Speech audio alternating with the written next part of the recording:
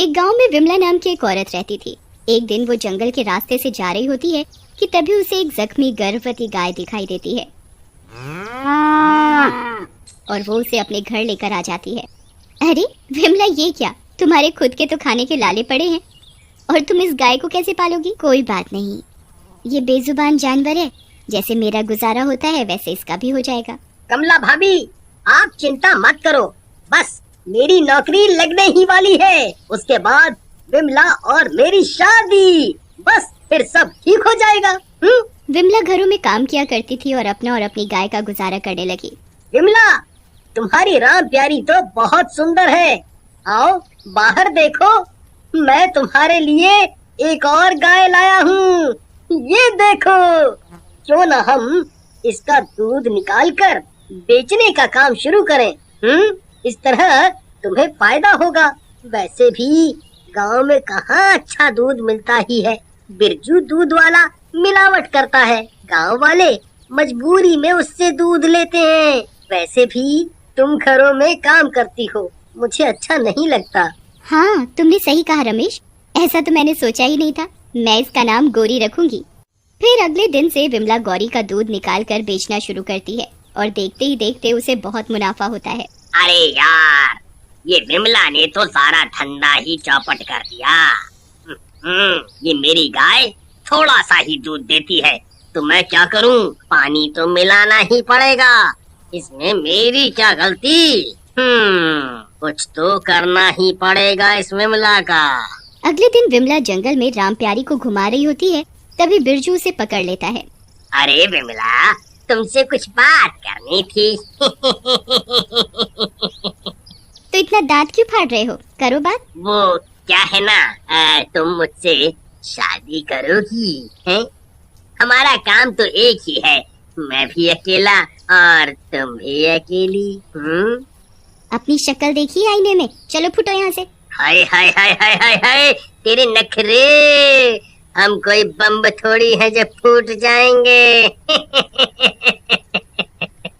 लगता है तू ऐसे नहीं मानेगी। फिर इतना बोलकर बिरजू उसे मार डालता है। राम प्यारी घास चर के वापस आ जाती है। ओहो, ये कमबख्त गाय कहाँ से आ गई? छिप जाता हूँ। विमला को यहीं दबा देता हूँ, फिर जाकर इसकी गायों पर कब्जा कर लूंगा। उधर विमला एक चुड़ैल बन जाती है। गाय की तरह विमला की गायों को भी रूखी सूखी घास खाने को देता है और जब वो ज्यादा दूध नहीं देती तो परेशान हो जाता है और उन्हें मारने लगता है। ले। विमला की गाय राम प्यारी दर्द से रंभाने लगती है और गौरी बिरजू को एक लात मारती है। नास मिटी, मुझे क्यों मार रही है? उधर गाय की आवाज सुनकर राम प्यारी, ये तो मेरी राम प्यारी और गौरी की आवाज है। चुड़ैल अपने घर जाकर देखती है तो बिरजू उन्हें परेशान कर रहा होता है। अरे कमबख्त मारी, विमला को तो तू बहुत दूध देती थी, मेरी बारी में तुझे क्या मौत आ रही है? हैं? हाय हाय हाय हाय, दे दे दूध, दे दूध। चल चल चल चल, अब नखरे मत कर। चुड़ैल को ये सब देखकर गुस्सा आ जाता है और वो बिरजू को जोर की लात मारती है। आई मम्मी, मर गया रे, तेरा नास मिटे कमबख्त मारी। चुड़ैल जी, सॉरी, मुझे पता नहीं था कि आपने लात मारी है।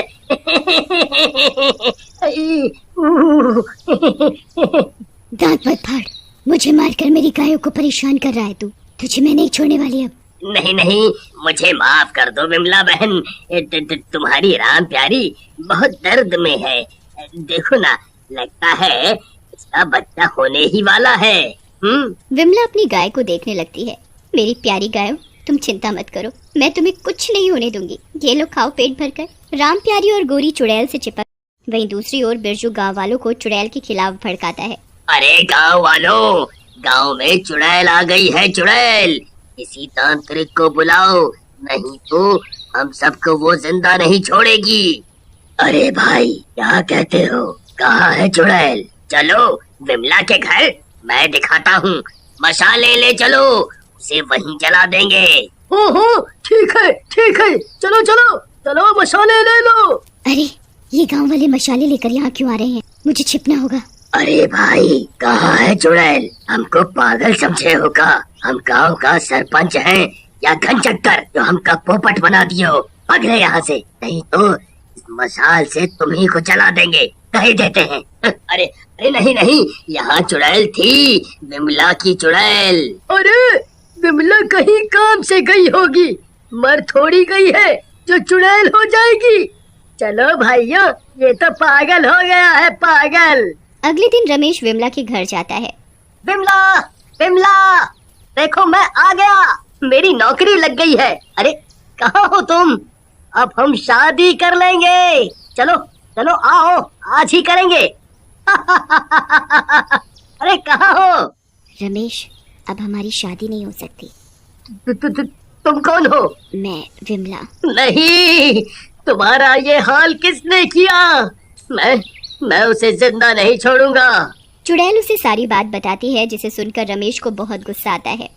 ये बिरजू ने ठीक नहीं किया, मैं उसे नहीं छोड़ूंगा, नहीं छोड़ूंगा। इतने में बिरजू एक तांत्रिक को लेकर विमला के घर आ जाता है। ए चुड़ैल, हिम्मत है तो आप बाहर आ। शोर सुनकर सभी गांव वाले भी वहां आ जाते हैं। चुड़ैल बाहर आती है और उसे देखकर सबकी आंखें फटी की फटी रह जाती हैं। बाबा, मुझे इस आदमी ने मार डाला है, आप इसका साथ मत दो। मुझे बहकाने की कोशिश मत कर चुड़ैल, तुझे मैं इस बोतल में कैद करके ही रहूंगा। जैसे ही वो तांत्रिक चुड़ैल को उस बोतल में कैद करने लगता है, तभी राम प्यारी और गौरी बाबा को जमीन पर गिरा देती हैं और बोतल टूट जाती है। अरे अरे नहीं, मर गया रे, बोतल तो टूट गई। भागो रे भागो, अपनी अपनी जान बचाकर भागो, भागो। अरे फर्जी बाबा, मुझे यहाँ अकेला छोड़कर कहाँ भाग रहा है? अरे नास मिटे, अब मैं क्या करूँ? हाय रे हाय। देखा रमेश, इन इंसानों से तो मेरे ये जानवर ही अच्छे हैं। राम प्यारी, तुमने गर्भवती होते हुए भी मुझे बचा लिया। तभी राम प्यारी को दर्द होने लगता है और वो दर्द से रंभाने लगती है। रमेश जाकर जानवरों के डॉक्टर को बुलाता है और कुछ ही समय में उसे एक सुंदर सा बछड़ा होता है। कितना प्यारा है ये। मेरी प्यारी गाय, तुम ठीक हो ना? तुमने आज मुझे बचा लिया, और रमेश तुम्हारा भी शुक्रिया। अरे ये क्या हो रहा है भाई? अरे अरे डरो नहीं गांव वालों, ये मेरी विमला है, मेरी विमला। दैया रे दैया, ऐसे थोड़ी ही होता है रमेश, तुम झूठ बोल रहे हो। इसे गांव से जाने को कहो, नहीं तो हम इसे यहीं जिंदा जला देंगे। हाँ। अगले दिन गांव वाले मशाले लेकर फिर से आ जाते हैं। अरे ये विमला ही है, मैं झूठ नहीं कह रहा, विश्वास नहीं होता तो मैं अभी इसके साथ शादी कर सकता हूँ तुम्हारे सामने। रमेश, तुम ये क्या कह रहे हो? तभी रमेश आग जला लेता है और वहीं चुड़ैल के साथ शादी कर लेता है।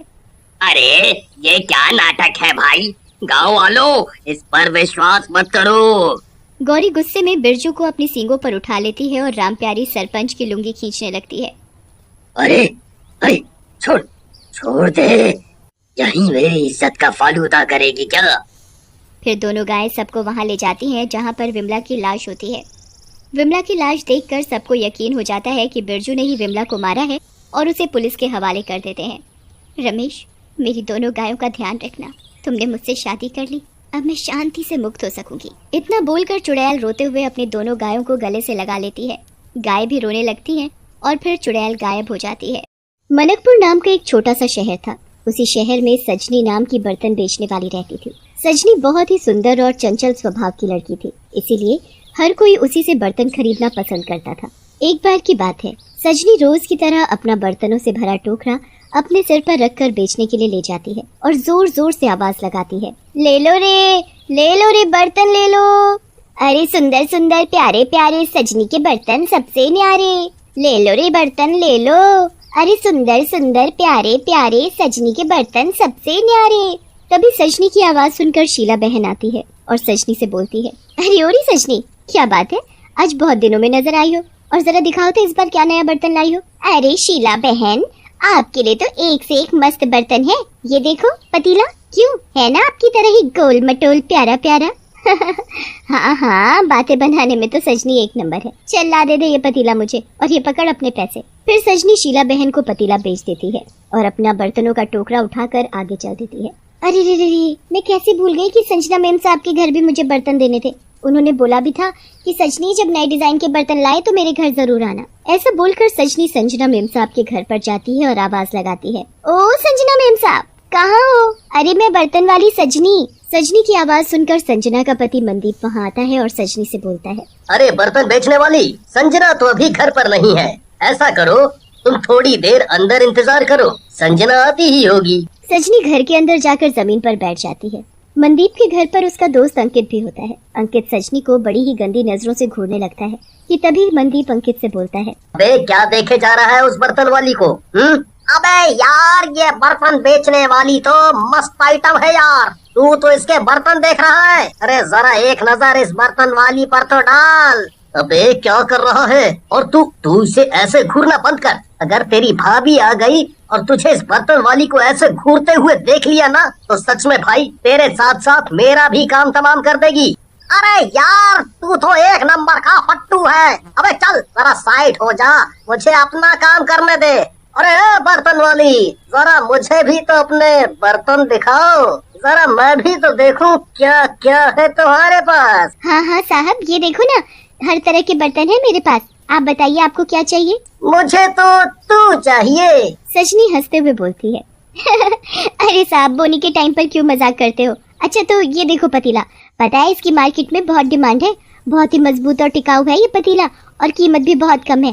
इसकी बस 100 रुपए। आपकी मैडम तो इसे देखकर बहुत खुश हो जाएंगी। अरे अरे, मेरी अभी शादी नहीं हुई है। अच्छा तो चलो ये पतीला ही दे दो, और इसके मैं तुम्हें 100 नहीं पूरे 200 रुपए दूंगा। सजनी बहुत खुश हो जाती है और मनदीप से बोलती है, अरे साहब, लगता है मेम साहब को आने में देर लगेगी। अभी मैं चलती हूँ, और भी घरों में बर्तन बेचने हैं, मैं कल आऊंगी। ऐसा बोलकर सजनी अपने बर्तन का टोकरा सिर पर उठाती है और वहाँ से चल देती है। अगले दिन अंकित मनदीप के घर आता है और मनदीप से बोलता है, अरे यार, तेरी वो बर्तन वाली, क्या नाम था उसका? सजनी। हाँ हाँ वही सजनी आई नहीं आज बर्तन बेचने। उसने तो बोला था ना आज आने को। अबे अंकित, सुधर जा भाई, सुधर जा, नहीं तो किसी दिन बुरा फंसेगा। अरे यार, मैं तुझे तो ये मूवी की टिकट देना ही भूल गया। ये ले, तो मूवी की टिकट, तू और भाभी जी मजे से मूवी देखना। तभी वहाँ संजना आ जाती है और बोलती है, अरे वाह अंकित भाई साहब, हमारे लिए मूवी की टिकट, मैं तो जरूर देखने जाऊंगी, मगर शाम को तो वो सजनी बर्तन बेचने आने वाली थी। अरे आप आराम से मूवी देखने जाइए, बर्तन वाली को मैं कल लाने के लिए बोल दूंगा। फिर मनदीप और संजना मूवी देखने के लिए चले जाते हैं। उनके जाने के कुछ ही देर में सजनी अपने बर्तन लेकर आती है। अरे आओ सजनी, मैं तो तुम्हारा ही इंतजार कर रहा था। साहब आप, पर मेम साहब कहाँ हैं? अरे तुम अंदर तो आओ, मेम साहब बस आने ही वाली है, तब तक तुम अंदर आकर बैठो। सजनी अंदर कमरे में जाकर बैठ जाती है और मुस्कुराते हुए अंकित से बोलती है, अरे साहब, आज भी बर्तन खरीदोगे क्या? आज तो और भी मस्त मस्त बर्तन है मेरे पास, ये देखो। सजनी अंकित को बर्तन दिखाती है कि तभी अंकित सजनी को कसकर पकड़, अरे अरे साहब, ये क्या कर रहे हो?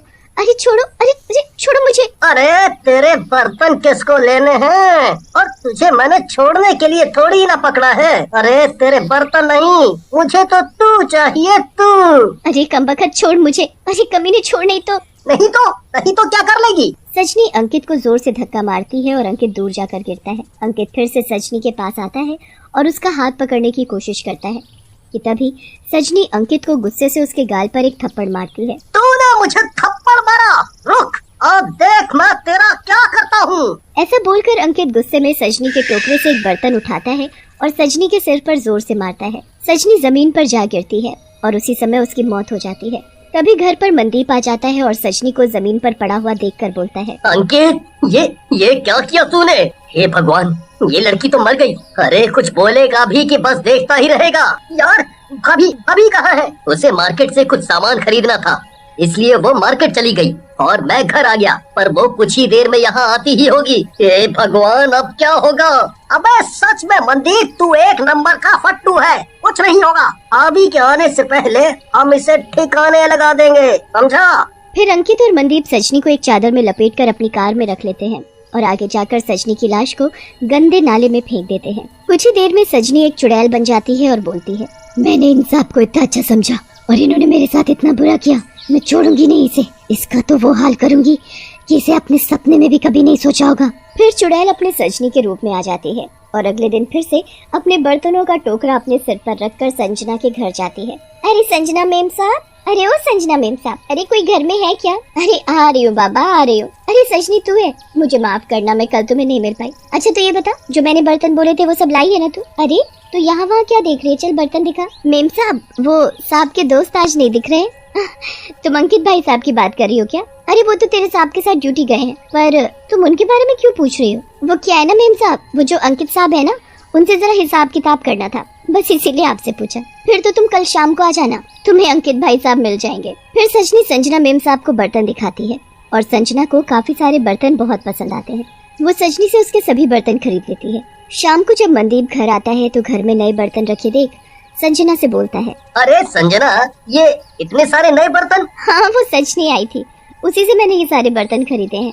और हाँ, वो कल शाम को फिर से आएगी अंकित से अपना हिसाब किताब करने, इसलिए आप उन्हें बता देना। क्या क्या कहा तुमने? अरे सजनी का नाम सुनते ही तुम्हारी ज़बान क्यों लड़खड़ाने लगी? मनदीप मन ही मन सोचता है, हे भगवान, ये कैसे हो सकता है? सजनी यहाँ कैसे आ सकती है?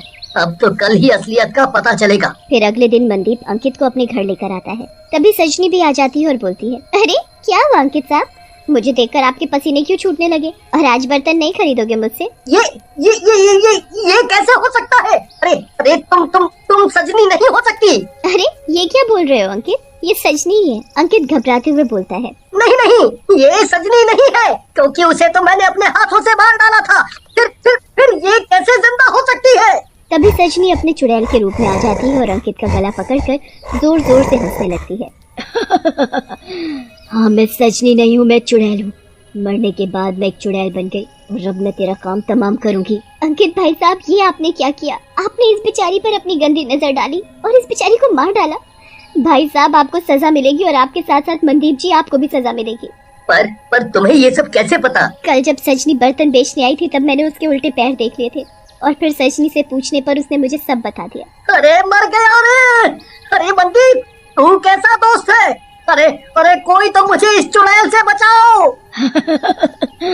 तूने मुझे पकड़ा था ना, अब मेरी बारी है। अरे तेरे तो मैं टुकड़े टुकड़े करके नाले में फेंकूंगी। अरे रे, ये मुझसे क्या हो गया? अरे माफी दे दो चुड़ैल जी, मैं अपने कान पकड़ता हूँ और आज के बाद कभी किसी पर गंदी नजर नहीं डालूंगा। प्लीज मुझे माफ कर दो, प्लीज मुझे माफ कर दो। पर चुड़ैल अंकित की एक भी बात नहीं सुनती और अपने पैने पैने नाखूनों से अंकित के टुकड़े टुकड़े कर देती है। संजना भी मनदीप को पुलिस के हवाले कर देती है। अब जाकर मेरी आत्मा को शांति मिली है। ऐसा बोलकर चुड़ैल वहाँ से गायब